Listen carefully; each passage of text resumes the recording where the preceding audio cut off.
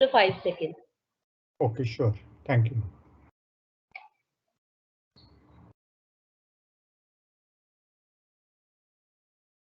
Okay. Hello, good morning, students.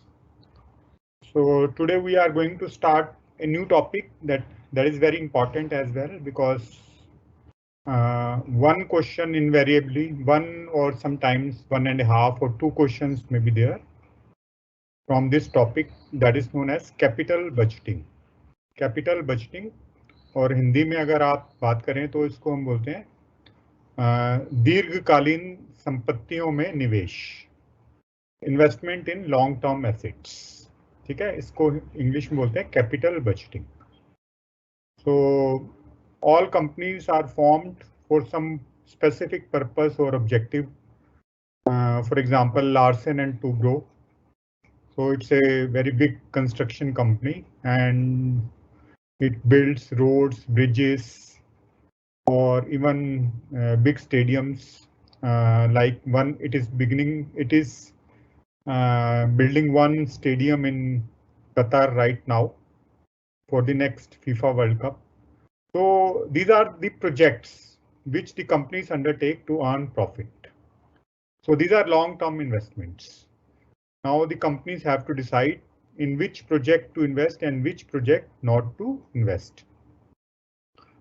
Because the long-term decision, the capital budgeting decisions are very important for the survival of a company. If wrong projects are selected, the company may fail and its life may end. So you must have heard the name of the Kingfisher and Vijay Mallya. So he was in the business of making liquor, शराब बनाने का काम कर रहा था, liquor and wine, and his business was doing very well. But suddenly he decided to invest in airlines business and he opened up a new business, that is Kingfisher Airlines. So that business failed and huge losses were incurred. So as a result, the company had to shut down. So he had to pay a lot of money back to the government and other banks, so which he could not pay. So that was the reason why he left India. So the basic purpose is when you deciding about the capital budgeting, you must be very careful. जब आप दीर्घकालीन निवेश के बारे में सोचते हैं तो आपको बहुत सावधान रहना है. तो गाइडिंग प्रिंसिपल क्या है कि रिटर्न कितनी मिलेगी, what is the return we are expecting from this project, and what are the risks which are associated with the project.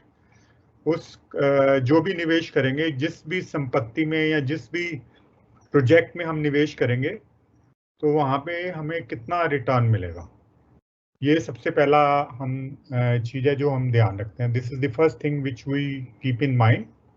What is the amount of return we are expecting from that project. Second thing which is important, equally important, is risk. What is the risk in making that investment? Because without risk, no project is there. So risk and return, these are the two things which every financial manager has to evaluate in relation with the project. एक project के संबंध में हमको ये देखना है कि risk कितना है, रिटर्न कितना है, and then we decide to invest और not to invest in that project. उसमें हमको ये देखना है कि किसी प्रोजेक्ट में हम निवेश करें या ना निवेश करें, उसके लिए हमको उस प्रोजेक्ट का रिस्क कितना है, उस प्रोजेक्ट का रिटर्न कितना है, ये देखना है. तो सबसे पहले जो फाइनेंशियल मैनेजर के पास टास्क है या काम है, वो ये है कि वो उस प्रोजेक्ट से संबंधित कॉस्ट और बेनिफिट्स को एनालाइज करता है कि इतने प्रॉफिट, इतनी हमारी लागत है और ये हमें इससे प्रॉफिट होगा. These will be the benefits from that particular project. So that aspect has to be looked into. कितने expected benefits हैं और कितने expected हमारी कॉस्ट है, ये हमको देखना होता है.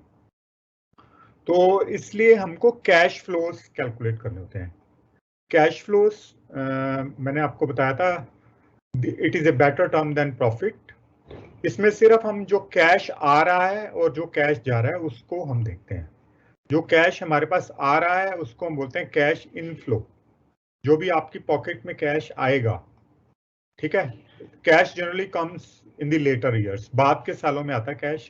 आज आप अगर निवेश करेंगे, if you will invest today, the cash flows will start coming in the letter period. बाद के सालों में कैश फ्लो आना शुरू होता है।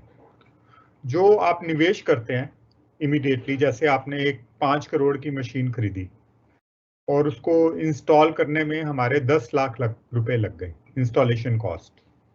तो टोटल कैश फ्लो हमारा कितना हुआ? 5 करोड़ 10 लाख। ये हमारी पॉकेट से गया, क्योंकि 5 करोड़ तो हमने पे किया मशीन खरीदने में और 10 लाख हमने लगा दिए मशीन को इंस्टॉल करने में, यानी कि उसको स्थापित करने में, ठीक है। तो टोटल लागत हमारी कितनी आ गई? 5 करोड़ 10 लाख। अगर सारा कुछ हमने कैश में परचेज किया है तो ये आउटफ्लो हो गए।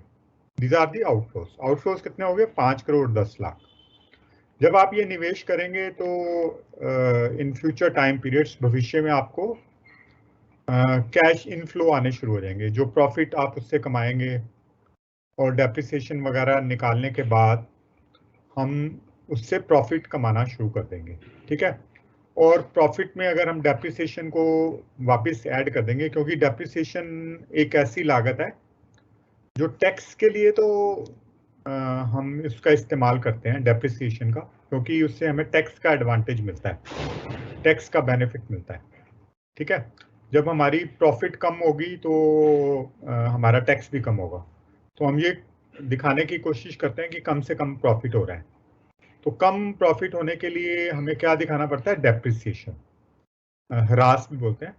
जैसे अगर 5 करोड़ की मशीन है, 10 लाख अगर हमने इंस्टॉलेशन कॉस्ट लगा दी है, 5 करोड़ की मशीन और 10 लाख हमने इंस्टॉलेशन कॉस्ट लगा दी है, तो इसका मतलब है 5 करोड़ 10 लाख हो गए, 5 करोड़ 10 लाख।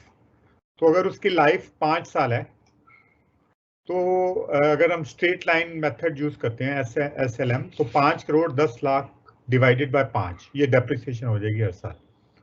लेकिन अगर उसका कुछ साल्वेज वैल्यू है तो वो उसको रिड्यूस कर देते हैं। जैसे 5 करोड़ 5 साल की लाइफ के बाद ये मशीन हम 10 लाख में बेच सकते हैं। This is known as salvage value, ठीक है। साल्वेज वैल्यू या रेजिडुअल वैल्यू क्या होती है? जब मशीन की लाइफ खत्म हो जाए तो उसको हम कितने में बेच सकते हैं, ठीक। Every machine has a definite life. हर चीज की एक मियाद होती है, एक समय सीमा होती है जिसमें हम उसको यूज कर सकते हैं, okay. After that things becomes redundant, useless या बेकार हो जाती है, उसको हम आगे इस्तेमाल नहीं कर सकते। तो कई बार वो बेकार चीज की भी कुछ कीमत हमें मिल जाती है। We get some value from that used product. That value is known as salvage value. उसको हम क्या बोलते हैं? Salvage value. तो डेप्रिसिएशन कैलकुलेट करते वक्त हमको कॉस्ट में से साल्वेज वैल्यू है वो लेस करनी होती है, और उसको नंबर ऑफ ईयर्स, जो भी उसकी यूजफुल लाइफ है, उसको डिवाइड करना होता है। तो इस तरह से हम साल्वेज वैल्यू, इस तरह से हम डेप्रिसिएशन कैलकुलेट करते हैं। तो जो भी हमारा प्रॉफिट होगा, that is known as PAT, profit after tax. Profit की जब भी हम बात करते हैं तो हम बात करते हैं प्रॉफिट आफ्टर टैक्स। प्रॉफिट दो तरह का होता है, प्रॉफिट बिफोर टैक्स PBT, और profit after tax PAT, PAT, profit after tax. तो प्रॉफिट आफ्टर टैक्स की जो फिगर आएगी उसमें अगर हम डेप्रिसिएशन को ऐड कर देते हैं, डेप्रिसिएशन क्यों ऐड करते हैं? क्योंकि वो नॉन कैश एक्सपेंडिचर है, उसका खर्चा तो हमने बहुत साल पहले ही कर दिया था। अब हम डेप्रिसिएशन लगा रहे हैं तो हमारी जेब से कोई कैश नहीं जा रहा, लेकिन वो एक्सपेंस हम शो कर रहे हैं। तो पैट यानी कि प्रॉफिट आफ्टर टैक्स कैलकुलेट करने के बाद हम डेप्रिसिएशन को ऐड बैक कर देते हैं। It is added back to profit figures and the corresponding figure is known as CFAT, cash flow after taxes. CFAT, cash flow after taxes. Okay, so that is an important calculation which you have to make. तो cash flow कैसे calculate करते हैं? PAT यानी कि profit after tax, उसमें अगर आप depreciation को ऐड बैक कर देंगे, if you will add back the depreciation, that will give you the figure of profit after tax, that will give you the figure of cash flow after tax. So that cash flow is very important for our calculations, which we will be doing for solving various problems relating to capital budgeting. Okay, तो मैं एक simple जैसे आपको example देता हूँ. हमने 1 लाख की machine खरीदी है. कितने की खरीदी है? 1 लाख. और उसकी जो साल्वेज वैल्यू है 20,000 है. साल्वेज वैल्यू क्या होती है? जो हम 1 साल के बाद 5 साल के बाद, मान लो इसकी यूजफुल लाइफ है, 5 साल के बाद उसको हम 20,000 में बेच सकते हैं. उसका इस्तेमाल करने के बाद हम 20,000 में बेच सकते हैं. तो डेप्रिसिएशन हमारी कितने अमाउंट पे लगेगी? 1 लाख हमने खरीदी, 20,000 हमने माइनस कर दिए, तो 80,000 पे लगेगी. तो हर साल अगर 5 साल उसकी यूजफुल लाइफ है तो 80,000 को 5 से डिवाइड करेंगे आप, तो 16,000 पे हर साल उसकी डेप्रिसिएशन है. इस तरह से डेप्रिसिएशन कैलकुलेट करते हैं. तो how you calculate depreciation? If it is SLM, straight line method. ज्यादातर क्वेश्चंस जो आपको मिलेंगे उसमें SLM होगा. एक आध क्वेश्चन हो सकता है जिसमें डिमिनिशिंग बैलेंस मेथड भी मिल जाए, लेकिन most probably this is the method which is used to calculate depreciation. SLM, straight line method. In this case, you will deduct salvage value from the cost. Cost minus salvage value divided by number of years of the useful life. तो 5 साल अगर उसकी life है तो 1 lakh minus 20,000 कितने रह गए? 80,000. उसको हम 5 से डिवाइड कर देंगे तो 16,000. 16,000 will be the depreciation for the next 5 years. 16,000. ठीक है. तो इस तरह से हम डेप्रिसिएशन कैलकुलेट करते हैं और पैट की फिगर में हम उसको ऐड करते हैं. Profit after tax we add. Okay, yes, Neetaji, can you increase the size of the screen? I have to show some papers. If you are hearing, if you are here, can you increase the size? Okay, so I think she's not here. So we will discuss 3 problems. The problems I have already sent to you in the group. The first is 3.1. We have to calculate the inflows and outflows which are associated with the project. So outflows is generally the cost of the machine. Whatever is the price you are paying to buy the machine, if it is paid in cash, which we assume that it is paid in the form of cash, that will be your outflows. And if there is an old machine which you are selling, that will be deducted from outflows. So how we'll discuss with the help of the questions. There are 3 questions which I have already sent to you in the group. Okay, so you can have a look at those questions, or you can refer to RP Rastogi's book if you have the book with you. So you can have a look at the book. So the problems we are going to discuss are 3.1 to 3.3. 3.1 is the first problem in which we have to calculate the cash flows. So in this case, the cost of the machine is 10 lakh. Cost of the machine is given in the question. It is given as 10 lakh. Right, and the useful life of the machine is 5 years. Useful life of the machine is 5 years. Okay, so 5 years is the useful life, and 10 lakh is the cost. So and 1 lakh is the salvage value. So how we have to, first we have to calculate the depreciation. What will be the depreciation? Depreciation will be 10 lakh minus 1 lakh. 1 lakh is the salvage value divided by 5. Okay. So yes, this is the figure of depreciation. How you will calculate depreciation? Depreciation will be calculated 10 lakh cost of the machine minus salvage value. Salvage value is 1 lakh divided by the useful life of the project. So useful life of the project is 5 years. So depreciation per year will be 1,80,000. So 10 lakh minus 1 lakh divided by 5. So depreciation per year will be 1,80,000. 1,80,000 will be the depreciation per year. Okay, this is how you will calculate depreciation. How you will calculate the depreciation. Okay. 10 lakh minus 1 lakh. 1 lakh is the cost, salvage value. Salvage value means once the useful life of the machine is over, we can sell it for 1 lakh. जैसे ही उसकी productive life खत्म हो जाएगी machine की, तो उसको हम 1 लाख रुपए में बेच सकते हैं. ठीक है, तो उसको हम बोलते हैं साल्वेज वैल्यू. तो डेप्रिसिएशन कैसे कैलकुलेट करते हैं? अगर स्ट्रेट लाइन मेथड हो, cost minus salvage value divided by life of the project. So life of the project is 5. So depreciation per year will be 1,80,000. 1,80,000. That will be depreciation. So this is the first thing you have to do. So this you can do as a rough work and you can show it separately.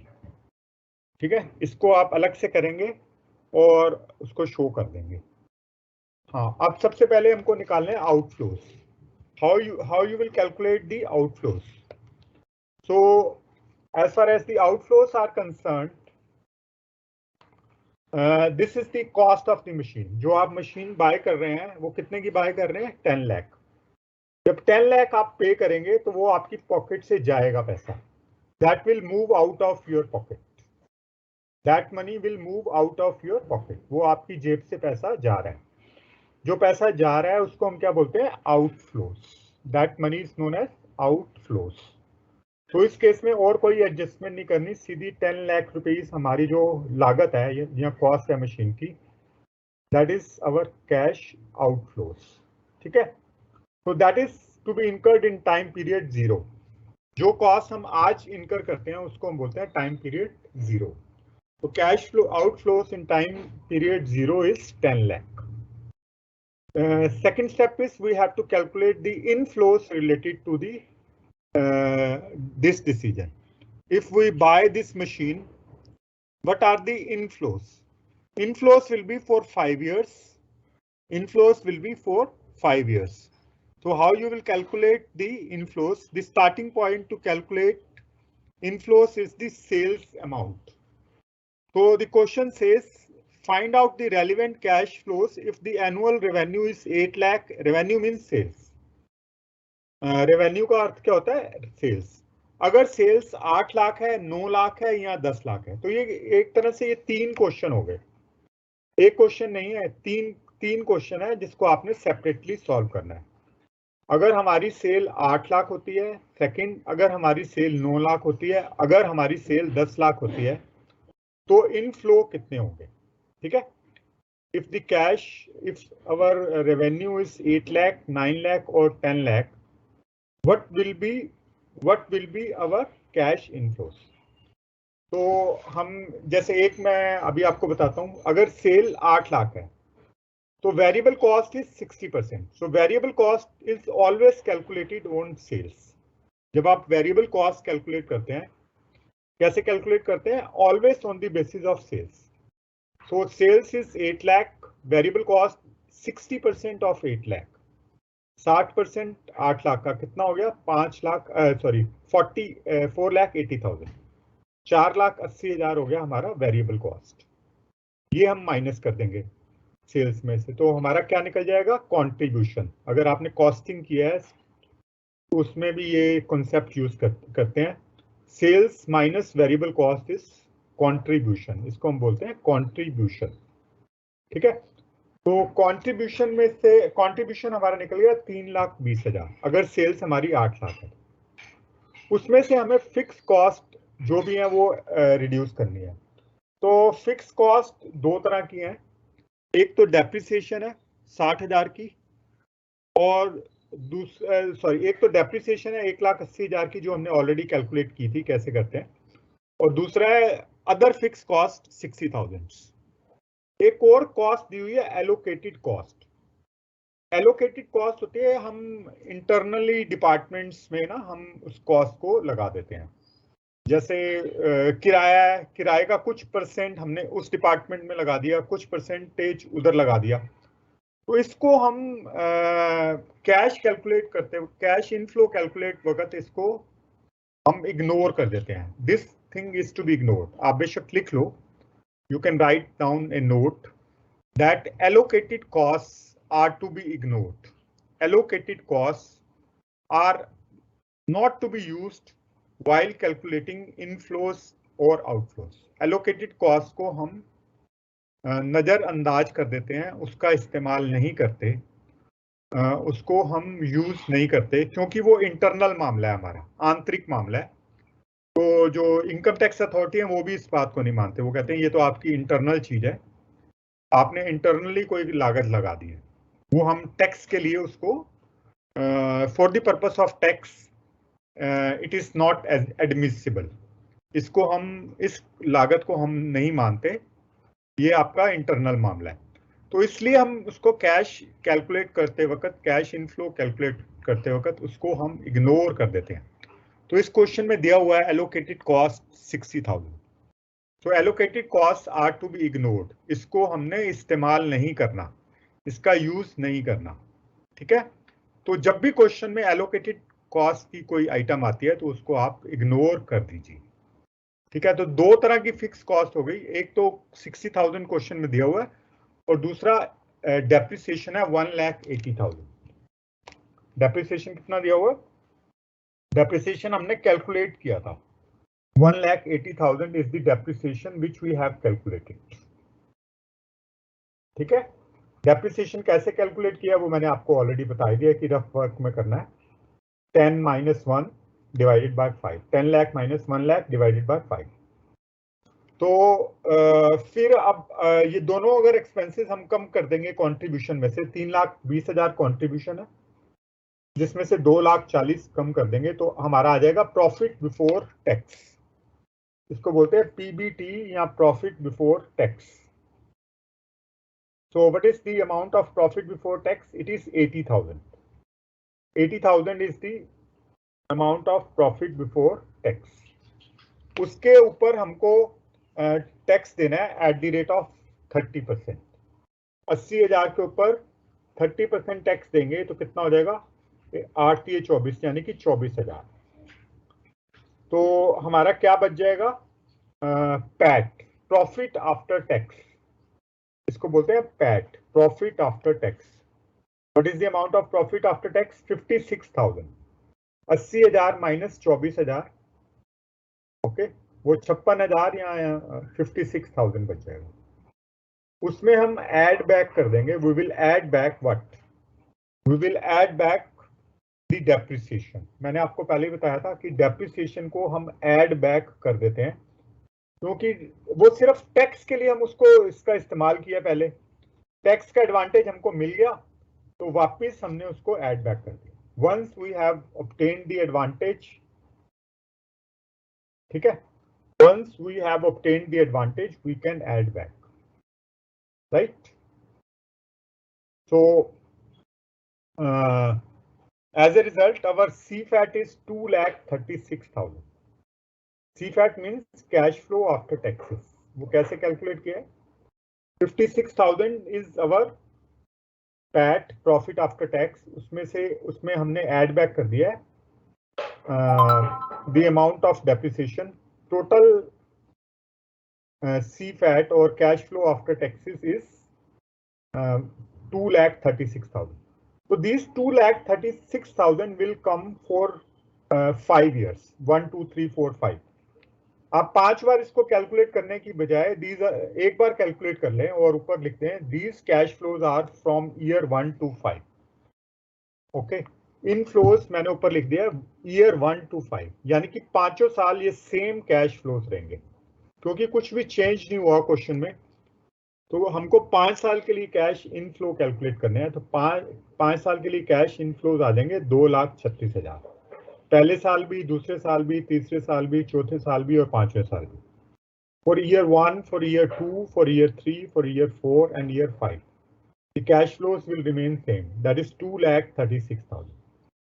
लेकिन जो last वाला साल होगा ना, 5वां, उसमें हमें एक और कैश फ्लो मिलेगा। वो कौन सा कैश फ्लो मिलेगा? जो पुरानी मशीन बच गई है वो हमने बेच देनी है। The old machine, the machine which is now no longer required, अब उस मशीन की हमें आवश्यकता नहीं है क्योंकि उसकी यूजफुल लाइफ खत्म हो गई है। अगर हम उसको कबाड़ के भाव भी बेचें तो वो 1 लाख रुपए में बिक रही है, क्वेश्चन में दिया हुआ है। दी साल्वेज वैल्यू इज 1 लाख।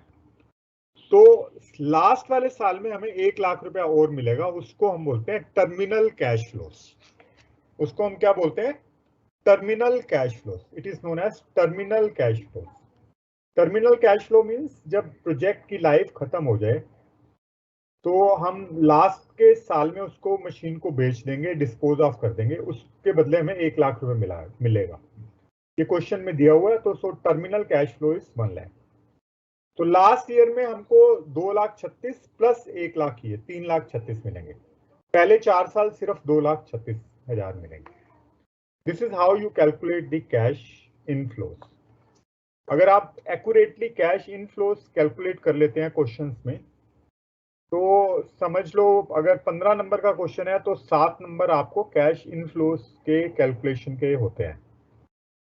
तो आपको बार बार इसको प्रैक्टिस करनी पड़ेगी, बहुत सारे क्वेश्चन करने पड़ेंगे, फिर जाके इसकी कॉन्सेप्ट आपको अच्छी तरह से समझ आएगी। ठीक है, खाली क्लास से नहीं होगा कुछ, क्योंकि क्लास में तो हम लिमिटेड क्वेश्चंस कर सकते हैं because of the limited time. Only 15 classes are allotted, so in that we have to finish off the entire syllabus. So capital budgeting itself is a very lengthy topic, तो लंबा topic है, इसमें काफी time लगता है, लेकिन आपकी practice साथ साथ चलेगी तो वो अच्छा हो जाएगा। वैसे मैंने आपको सोल्यूशन और भी भेजूंगा। तो ये हो गया 8 लाख पे कैसे कैलकुलेट करना है अगर सेल्स हमारी 8 लाख है। अगर हमारी सेल्स 9 लाख है तो फिर कैसे कैश फ्लो कैलकुलेट करेंगे? ठीक है, डेप्रिसिएशन तो बिल्कुल सेम रहेगी, कोई चेंज नहीं आएगा। ठीक है, बाकी फिक्स कॉस्ट भी सेम रहेगी 60,000, लेकिन क्या चेंज हो जाएगा? Variable cost. तो 9 लाख पे 60% कितना वेरिएबल कॉस्ट है? 5,40,000। Okay, this is the cost 5,40,000। 9 lakh is sales, 60% of it. तो इसके अंदर variable cost varies with sales. जैसे जैसे सेल्स चेंज होगी वैसे वैसे वेरिएबल कॉस्ट चेंज होती है। तो अब ये हो गई 5,40,000। प्रोसीजर बाकी बिल्कुल सेम है जैसे हमने पहले किया था। तो आप करेंगे, फिक्स कॉस्ट हमारी 60,000 है, डेप्रिसिएशन 1,80,000 है। तो आप इसी तरह से इसको कैलकुलेशंस को रिपीट करेंगे जैसे कि हमने 8 लाख वाली सेल्स में किया है। इस पार्ट में भी हमको इग्नोर करना है। क्या इग्नोर करना है? इस पार्ट में भी हमको जो एलोकेटेड कॉस्ट्स हैं वो इग्नोर करनी है। एलोकेटेड कॉस्ट कभी भी कॉस्ट का हिस्सा नहीं बनेंगी, उसको हमेशा आपने इग्नोर करना है। ठीक है, तो एलोकेटेड कॉस्ट इस पार्ट में भी हमने इग्नोर कर दी। बाकी साल्वेज वैल्यू इसकी भी 1,000 है अगर 9 लाख सेल है तो ये हमें 3 डिफरेंट सिचुएशंस दी हैं कि अगर सेल 8 लाख होती है, 9 लाख होती है और 10 लाख होती है तो हमारे कैश इनफ्लोज कितने होंगे। ठीक है, तो 8 लाख पे भी मैंने आपको सारी कैलकुलेशन समझा दी है। 9 और 10 भी मैंने आपको भेज दिया है, आप देख सकते हैं सोल्यूशन वहाँ पे, और प्रोसीजर बिल्कुल सेम है। वो या फिर आप इंडिपेंडेंटली अभी इसको ट्राई भी कर सकते हैं थोड़ी देर बाद जब क्लास ओवर होगी। ठीक है, तो these are there in the notes. उस नोट्स में सारे के सारे ये क्वेश्चन आपको solve. Okay, next question is 3.2। तो ये क्वेश्चन जो है वो रिप्लेसमेंट ऑफ एसेट्स का निकलता है। रिप्लेसमेंट ऑफ एसेट भी बहुत इंपॉर्टेंट टॉपिक है। रिप्लेसमेंट ऑफ मशीन में क्या होता है? कि हम कोई पुरानी मशीन है उसको हम उसका इस्तेमाल तो कर रहे हैं आज, लेकिन over a period of time बार बार काफी देर से हम उसका इस्तेमाल कर रहे हैं, तो वो इतनी एफिशिएंट मशीन नहीं रही, वो इतनी अच्छी तरह से काम नहीं कर पाती मशीन। ठीक है, तो मैनेजमेंट ये सोचती है कि उस पुरानी मशीन के बदले ना उस मशीन को तो बेच दिया जाए। जैसे आपके पास गाड़ी भी होती है, कार होती है, तो आप देखते हो कि पुरानी गाड़ी बहुत पेट्रोल खाती है, या फिर वो बार बार मैकेनिक के पास लेके जाना पड़ता है, उसका खर्चा बहुत हो जाता है। तो आप सोचते हैं पुरानी को बेच लो, उसके बदले में नई ले लो। तो पुरानी कार आपकी मान लो 2 लाख में बिक गई, नई कार आनी है 4 लाख की या 5 लाख की, तो आपके पॉकेट्स में से कितना पैसा गया? 5 लाख की अगर आनी है तो पुरानी आप बेचेंगे तो 2 लाख की, तो 3 लाख रुपया गया। तो उसको हम बोलते हैं इंक्रीमेंटल कैश आउटफ्लोस। इंक्रीमेंटल मतलब जो एक्स्ट्रा हमको कैश फ्लो देने पड़ेंगे। तो अगर जो रिप्लेसमेंट का क्वेश्चन आता है तो हमको इंक्रीमेंटल बेसिस पे इस रिप्लेसमेंट वाले क्वेश्चन को सॉल्व करना होता है। रिप्लेसमेंट यानी कि बदलना। क्या बदलना? पुरानी मशीन बेचकर उसके बदले नई मशीन खरीदना। तो रिप्लेसमेंट वाला क्वेश्चन बहुत आता है एग्जाम में, तो इसको आप अच्छी तरह से जरा ध्यान से समझेंगे तभी ये आपको समझ में आएगा। और इसमें हमको जो इंक्रीमेंटल कैलकुलेट करनी है, इंक्रीमेंटल यानी कि जो बढ़ रहे हैं, या अगर हम ये डिसीजन लेते हैं तो कितने बढ़ेंगे, कितने हमारी जेब में से एक्स्ट्रा पैसा जाएगा, उसको हम बोलते हैं इंक्रीमेंटल कैश फ्लोस। ठीक है, तो इस क्वेश्चन में हमको दिया हुआ है ABC limited is considering the purchase of a machine to replace an existing that has a book value of 24,000। जो पुरानी मशीन है उसकी बुक वैल्यू आज कितनी है? 24,000। बुक वैल्यू मतलब उसकी वैल्यू है, और अगर हम उसको बेच दें मार्केट में तो उसके हमें 12,000 मिलेंगे। जितना हम किताबों में दिखा रहे हैं उतनी वैल्यू नहीं है, उसकी मार्केट वैल्यू आधी है। हमारी किताबों में उसकी वैल्यू है 24,000, लेकिन अगर हम उसको बाजार में बेचने जाएंगे तो सिर्फ 12,000 मिलेंगे। तो अगर हम पुरानी मशीन को बेचेंगे तो हमें प्रॉफिट होगा कि लॉस? लॉस हो जाएगा। कितने का? 12,000 का। 12,000 रुपए का हमें लॉस हो जाएगा। और अगर टैक्स रेट 40% है तो 4,800 हमारे टैक्स के बच जाएंगे। ठीक है, तो मैं आपको ये दिखाता हूं सबसे पहले कि ओल्ड मशीन की जो हम बेचने जा रहे हैं उसकी ट्रीटमेंट कैसे करनी है। How to treat the old machine. Old machine की जो लागत है वो है 24,000। What is the cost of the old machine? The cost of the book value of the old machine is 24,000. ठीक है, 24,000 is the book value and we are selling it for 12,000. तो 12,000 रुपए में हम उसको बेच रहे हैं। 24,000 उसकी बुक वैल्यू है और हम उसको बेच रहे हैं कितने में? 12,000। तो लॉस कितना हो गया? आप लिख लेंगे इसको, loss on sale of the old machine 12,000। 24,000 की चीज अगर आप 12,000 रुपए में बेचेंगे तो 12,000 क्या हो जाएगा? Loss. That will be your loss and on that loss we will save tax. जब प्रॉफिट होता है तो टैक्स देना पड़ता है। व्हेन यू अर्न प्रॉफिट तो क्या होता है? टैक्स देना, आप टैक्स देंगे गवर्नमेंट को। अगर आपको लॉस हो रहा है तो आपको टैक्स सेविंग होती है। ठीक है, ये आपको ध्यान रखना है। प्रॉफिट पे टैक्स बढ़ जाता है, लॉस पे टैक्स कम होता है। दूसरे जो हमारे प्रॉफिट होंगे उसके अगेंस्ट हम एडजस्ट करेंगे ये वाला लॉस। तो लॉस हमारा हुआ है 12,000। अगर टैक्स रेट इस क्वेश्चन में दिया हुआ है 40%, तो 40% के हिसाब से हमारा जो टैक्स की सेविंग है वो 4,800 होगी। 4,800 हमारी टैक्स सेविंग होगी। ठीक है, इस कोने में आप देखेंगे tax saving is 4,800 at the rate of 40%। ये मैंने आपको क्वेश्चन में भी भेजा हुआ। 40% के हिसाब से टैक्स सेविंग आपकी होगी 48। ये कैलकुलेट आप सेपरेटली रफ वर्क में करके रख लो, क्योंकि ये इसका यूज हम क्वेश्चन में करेंगे। ठीक है, तो हमारी टैक्स सेविंग है 4800। अब जब हम नई मशीन खरीद रहे हैं, when we are buying the new machine, ठीक है। When we are buying the new machine, the cost of the new machine is 1,12,000, 1,12,000 उसकी लागत है, राइट। उसमें से हमने 12,000 की पुरानी मशीन बेची है, तो हमारी लागत कितनी हो गई? 1 लाख। 1,12,000 की मशीन, नई मशीन खरीदी, उसमें से 12,000 हमने टैक्स के पे किए और 12,000 हमने पुरानी मशीन बेच दी। 1,12,000 की नई खरीदी, 12,000 की पुरानी बेच दी, तो हमारी जेब से कितने जा रहे हैं? 1 लाख। 1 लाख जा रहे हैं, लेकिन हमारी टैक्स सेविंग भी हुई है। टैक्स सेविंग कितनी हुई है? 4800 की। तो हमारी जेब से नेट कितना जा रहा है? 95,200। आई रिपीट, नई मशीन हमने खरीदी 1,12,000 की, 1,12,000 new machine, cost of the new machine, minus sale price of the old machine. जो ओल्ड मशीन हमने 12,000 की बेची, तो नेट हमारी जेब से कितना पैसा गया? 1 लाख, 1 लाख। उसमें से भी हमने 4800 टैक्स सेविंग कर ली, तो हमारी नेट आउटफ्लो हुआ 95,200। 95,200 हमारी जेब से कितना जा रहा है? 95,200। 95,200। I hope it is visible properly. 95,200 is the net outflows.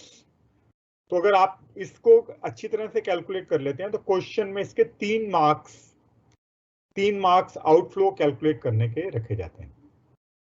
You will get 3 marks for calculating accurately the outflows. तो आउटफ्लोज कैसे कैलकुलेट करते हैं? Cost of the new machine minus sale price of the old machine. अगर tax saving हो रही है तो minus, अगर टैक्स हमारी इंक्रीमेंट हो रहा है, अगर प्रॉफिट होगा तो प्रॉफिट को ऐड कर देंगे, लॉस होगा तो कम करेंगे, प्रॉफिट होगा तो ऐड करेंगे। तो इसका मतलब है इसको अब हम लॉस हुआ है तो माइनस टैक्स बच गया हमारा 4800, वो 4800 हमने लेस कर दिया, तो हमारी जेब से कितने पैसे जा रहे हैं? 95,200। 95,200 is the amount which is moving out of our pocket. So this amount is nothing but the cash outflows. ये अमाउंट क्या है? ये कैश आउटफ्लो है, ठीक है। तो incremental cash outflow is 95,200। Incremental cash outflow is 95,200। ये part 95,200 is the incremental cash outflows, ठीक है। 1,12,000 minus sale price of the old machine 12,000, 1 lakh minus tax saving 4,800, 95,200 is the outflow. Okay, अब हमको inflows calculate करने हैं। Inflow जो होंगे वो ईयर 1 to 4 होंगे। ईयर 1 to 4 हमको इनफ्लो कैलकुलेट करने हैं। तो इनफ्लो कैसे कैलकुलेट करेंगे? क्वेश्चन में दिया हुआ कि अगर हम नई मशीन खरीदेंगे तो हर साल हमारे 56,000 रुपीज बच जाएंगे, सेविंग हो जाएगी। Every year we will be saving on account of material, labour and overhead. हमारी जो मटेरियल है उसकी खपत कम होगी, कम लेबर की आवश्यकता पड़ेगी, ओवरहेड भी कम हो जाएंगे, बिजली के एक्सपेंसेस भी कम हो जाएंगे, तो हमारी 56,000 रुपीज पर एनम की सेविंग होगी। हर साल हमें 56,000 रुपए की सेविंग होगी। तो ये एक किस्म का सेल होगी 56,000। 56,000 ये हमारी सेविंग हो गई हर साल। लेकिन हमको इंक्रीमेंटल डेप्रिसिएशन भी कैलकुलेट करनी है। डेप्रिसिएशन कैलकुलेट करनी है, नई मशीन पे कितनी है और पुरानी मशीन पे कितनी है। तो इन दोनों का जो डिफरेंस होता है वो होता है इंक्रीमेंटल डेप्रिसिएशन। इंक्रीमेंटल डेप्रिसिएशन, पहले हम नई मशीन की डेप्रिसिएशन कैलकुलेट करते हैं।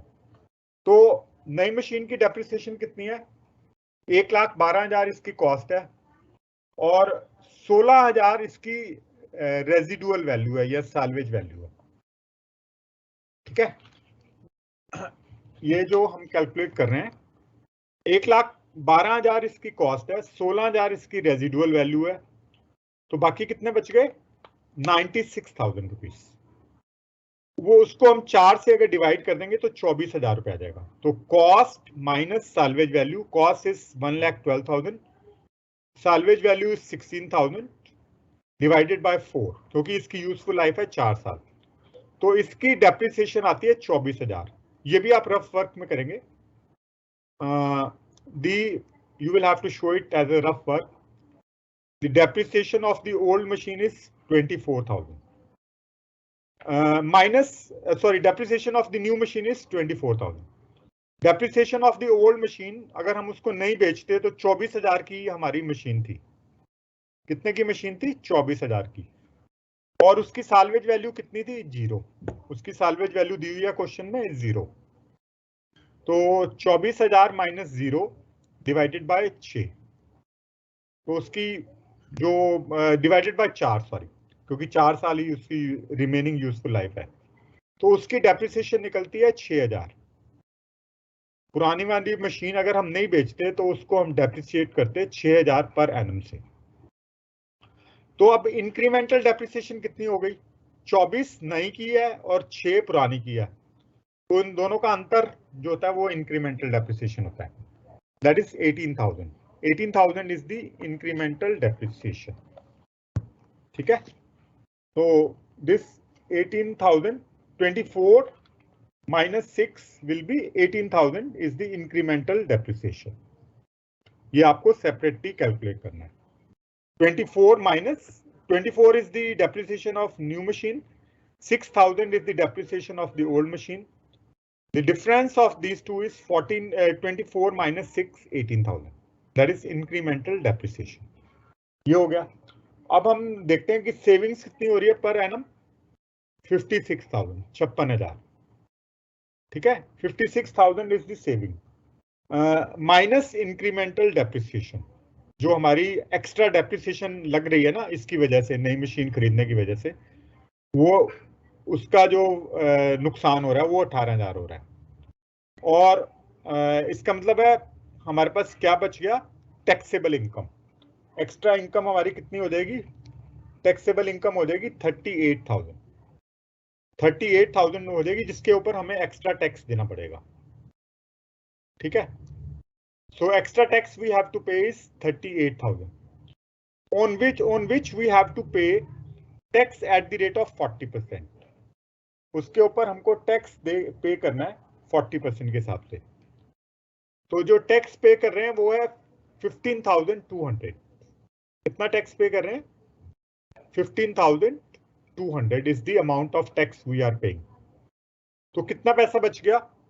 22,800. 22,800 is the amount which is left. This is PAT, profit after taxes. This is profit after taxes. In this figure, you will add back the depreciation of 18,000. You will add back the depreciation of 18,000. ठीक है, 22,800 plus 18,000 will be 40,800. 40,800 is the 40,800 is the cash flows after tax, CFAT, from year 1 to 4. From year 1 to 4, CFAT will be 40,800. And in the last year, we will dispose of the new machine. नई machine जो हमने रखी हुई है वो बेच देंगे। कितने में बेच देंगे? 16,000 रुपए में। So that will be the terminal cash flow of the machine. 16,000 rupees is the terminal cash flow. 16,000 is the terminal cash flows. ठीक है, this is how you will calculate the cash inflows and outflows for a question relating to replacement of asset.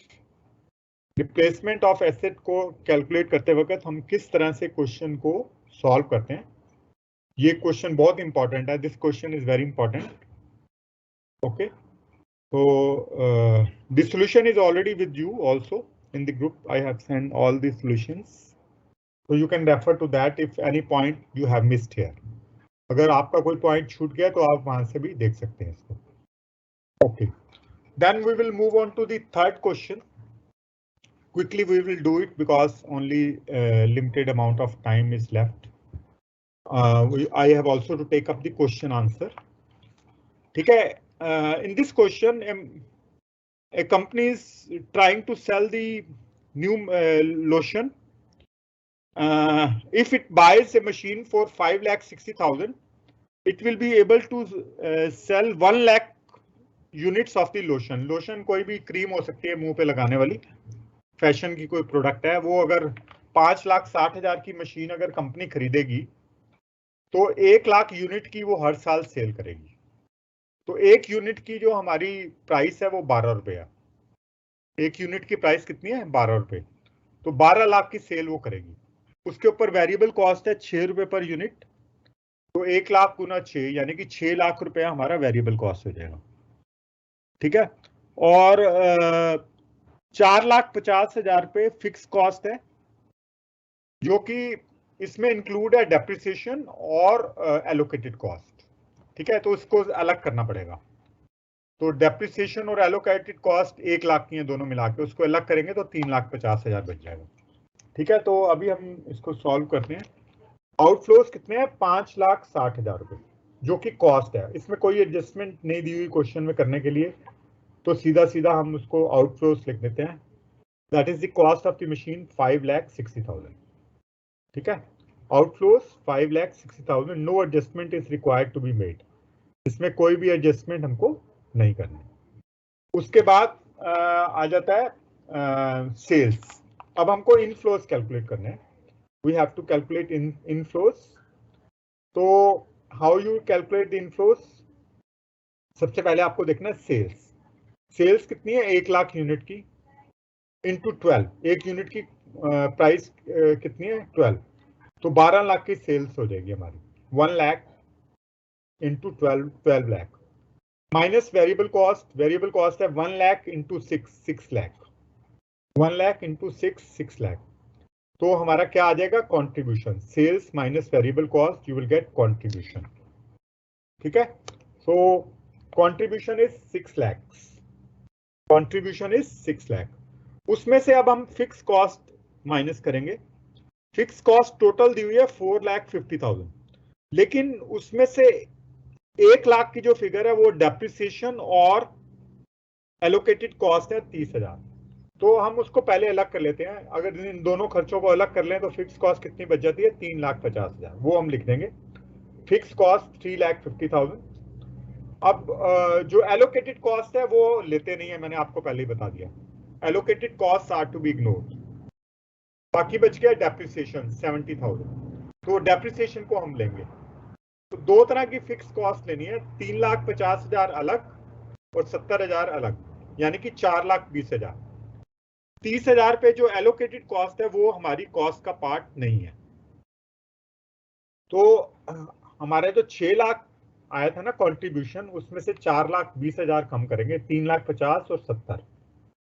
तो बाकी कितना बच गया? What is the amount left? 1,80,000. 1,80,000 is the profit before tax. Profit before tax.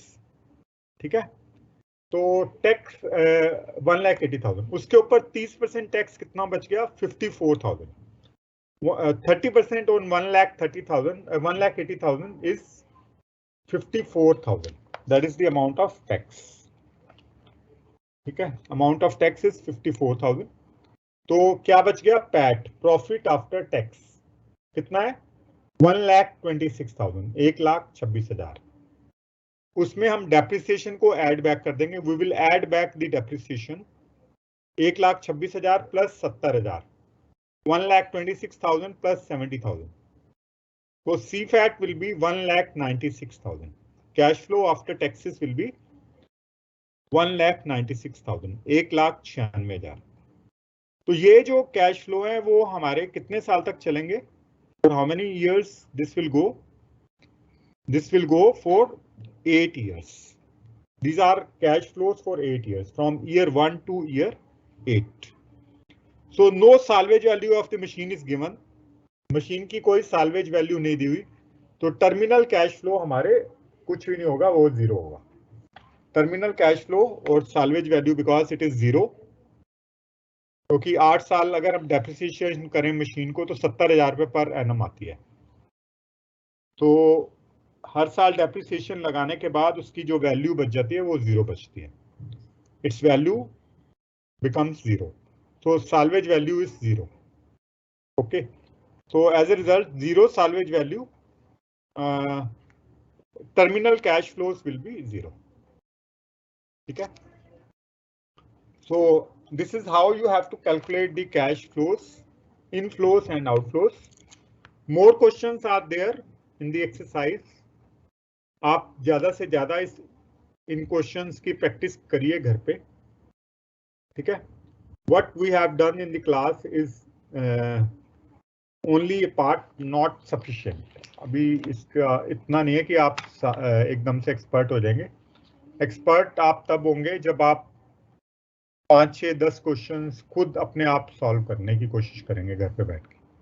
There में be some problems, but sooner you will learn how to solve those problems, ठीक है। So as far as the exercise questions are concerned, there are only 3 questions in this exercise and I have discussed all 3. All 3 questions I have discussed. The solution is already there in the groups as well. You can refer. If you are a part of any group, you will find those. Yes, now it is time for question answer. Last 5-10 minutes are reserved for question answers. So you can ask any question relating to the subject.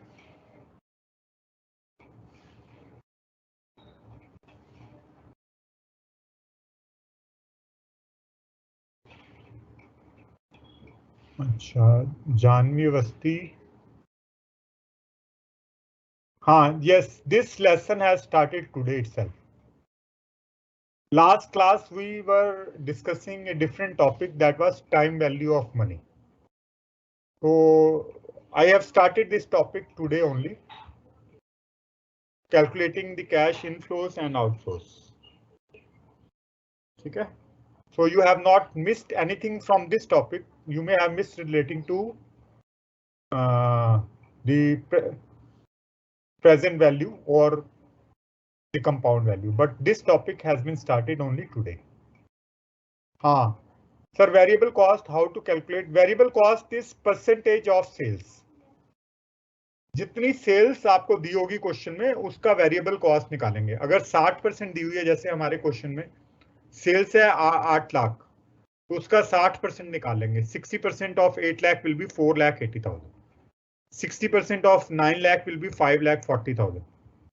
60% of 10 lakh will be 6,000. तो जैसे जितनी sales होगी उसका percentage अगर variable cost दिया तो आप sales के बेसिस के ऊपर वेरिएबल कॉस्ट कैलकुलेट करेंगे। I hope your question is clear and Janvi's question is also clear.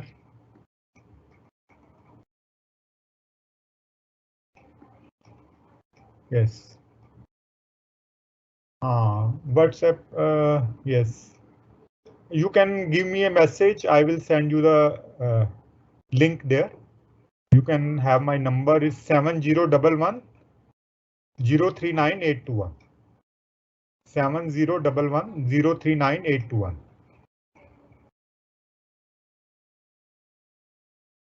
Okay, you can send me this. All the notes are there. There are 6-7 groups already formed by the students.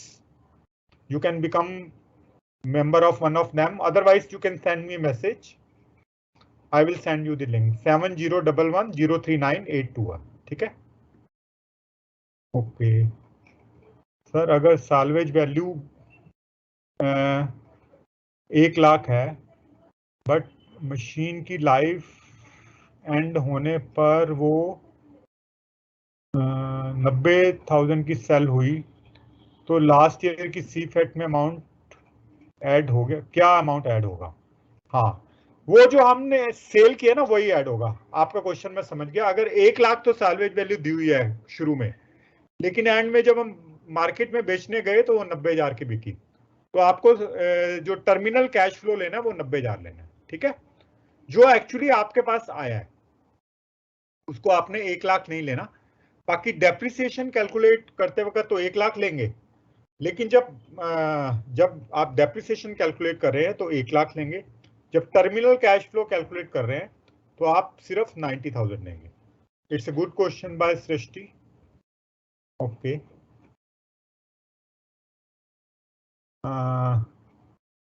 I have formed a group in which I am sending some material relating to the question to all the students who become a part of it. मैं questions और answers दोनों भेज देता हूँ advance में, so that the questions and answers are already with you people and which we discuss in the class. ठीक है? I hope your query is okay, Usha. Yes. There is WhatsApp group I have formed. You can become a part of it, or if you don't want to become a part, you can just give me a message. I will send you the note. You need not be a part of any group if you don't want. Okay, add Usha, I cannot add you, just I have sent you the number, you just give me a message, I will add you. Pragya Agarwal sir, अगर asset sale में loss है तब भी tax पे करेंगे? अगर asset sale में loss है तो टैक्स की एडवांटेज हो रही है ना, हम टैक्स नहीं पे कर रहे। जैसे अभी हमने पिछले क्वेश्चन में किया था कि 24,000 की चीज हम 12,000 रुपए में बेच रहे हैं, तो इसका मतलब टैक्स हमारा लॉस हो गया, तो टैक्स की एडवांटेज मिल रही है, जो दूसरी इनकम हमारी होगी उसके अगेंस्ट ये सेट ऑफ होगी। अगर आपने इनकम टैक्स पढ़ा हुआ है तो एक जगह पे इनकम, दूसरी जगह पे लॉस, दोनों को हम कंबाइन कर देंगे, तो इसमें हमें फायदा हो रहा है। फायदा टैक्स के लिहाज से हो रहा है, वैसे तो नुकसान हो रहा है, 24 की चीज 12 में बेच रहे हैं, तो टैक्स की एडवांटेज हो जाएगी 4,800। ये टैक्स पे नहीं कर रहे, ये टैक्स बच रहा है। ठीक है, ये ध्यान रखो आप। आई होप प्रज्ञा's query has been answered. Usha, you can note down my number 7011039821. 7011039821. You can send me a message, I will add you, or if you don't want to become the member, I will send you the notes.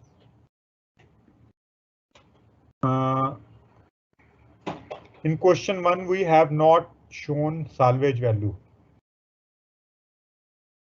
Deducting किया है बच्चे, 1 lakh depreciation कैसे calculate किया है? Question 1 में depreciation हमने 1 लाख रुपए कम किया है, तभी तो डेप्रिसिएशन कैलकुलेट किया है। जो 10 लाख की कॉस्ट है उसमें से 1 लाख कम करेंगे, 9 लाख बच जाएगा।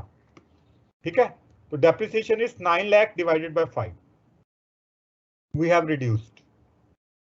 और लास्ट में हमने इसमें टर्मिनल में शो किया है।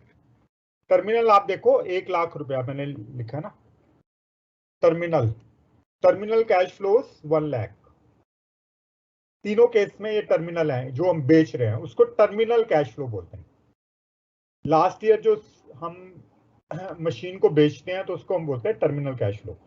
ये यहाँ पे ऐड होगा और डेप्रिसिएशन कैलकुलेट करते वक्त कॉस्ट में से कम होगा। ओके प्रज्ञा सर, एंड में डेप्रिसिएशन ऐड बैक क्यों करते हैं? क्योंकि depreciation is a non cash expenditure. जब हम डेप्रिसिएशन लगा रहे हैं तो हमारी पॉकेट में से कुछ नहीं जा रहा। ठीक है, जब आप डेप्रिसिएशन लगाते हैं तो बैंक बैलेंस रिड्यूस होता है नहीं, कैश बैलेंस रिड्यूस होता है नहीं, तो ये आउटफ्लो नहीं है, इसलिए इसको ऐड बैक करते हैं। पहले तो दिखाते हैं क्योंकि वो कॉस्ट है हमारी। Okay Janvi sir, please repeat calculate. Terminal value को कैलकुलेशन नहीं करना होता, ये ऑलरेडी दी होती है। जो साल्वेज वैल्यू होती है उसको हम टर्मिनल वैल्यू बोलते हैं। The salvage value of any machine is the terminal value. इसकी कोई कैलकुलेशन तो है नहीं। ओके, टर्मिनल कैलकुलेशन, फिर वही क्वेश्चन, टर्मिनल वैल्यू की कैलकुलेशन नहीं करनी, ये जो हमारा साल्वेज वैल्यू दिया होगा क्वेश्चन में उसी को ही टर्मिनल वैल्यू बोलते हैं। ओके सर, सीफैट क्या होता है? Cash flow after taxes. CFAT होता है जो प्रॉफिट आफ्टर टैक्स होता है, उसमें हम ऐड अगर डेप्रिसिएशन कर दे तो सीफैट होता है। ठीक है, please tell me last class question of the exercise. वो तो बच्चे अभी नहीं, लास्ट क्लास का तो कैसे अभी करेंगे, वो तो मैंने ग्रुप में भेज दिए हैं, वो अब डिस्कस नहीं हो सकता। हाँ बच्चे, मैंने नंबर बता दिया, आप मुझे मैसेज कर देंगे, मैं ऐड कर दूंगा।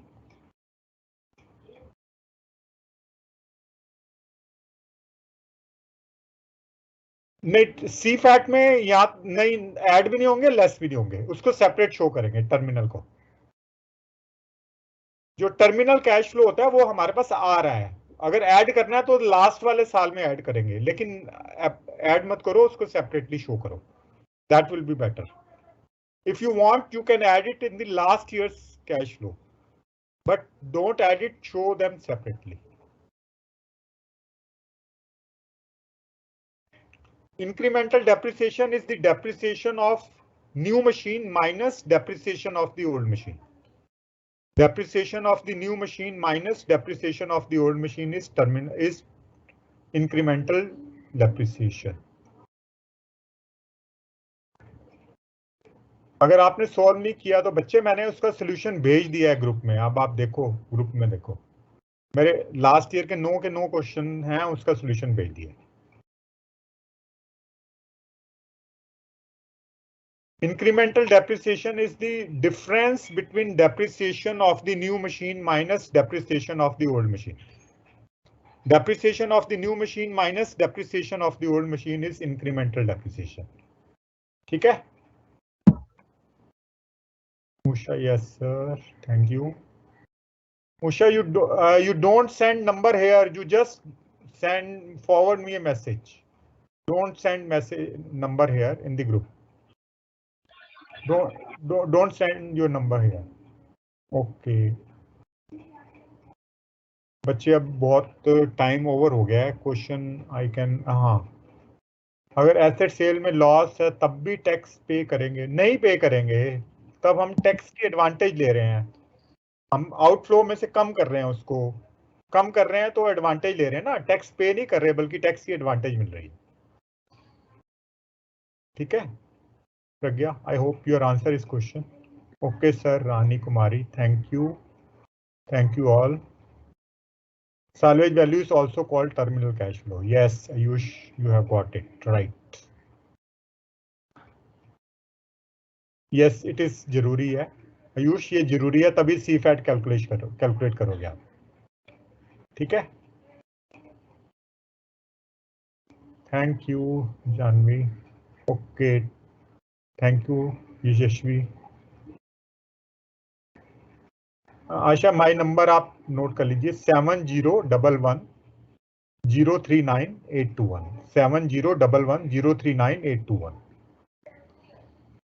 आयुष त्यागी, रेजिडुअल वैल्यू जो बच जाती है वैल्यू, उसको रेजिडुअल वैल्यू बोलते हैं। ठीक है, okay, oh thank you Pragya. Okay, thank you all of you. Okay, we'll be meeting in the next class day after tomorrow. Anji madam, now it's time.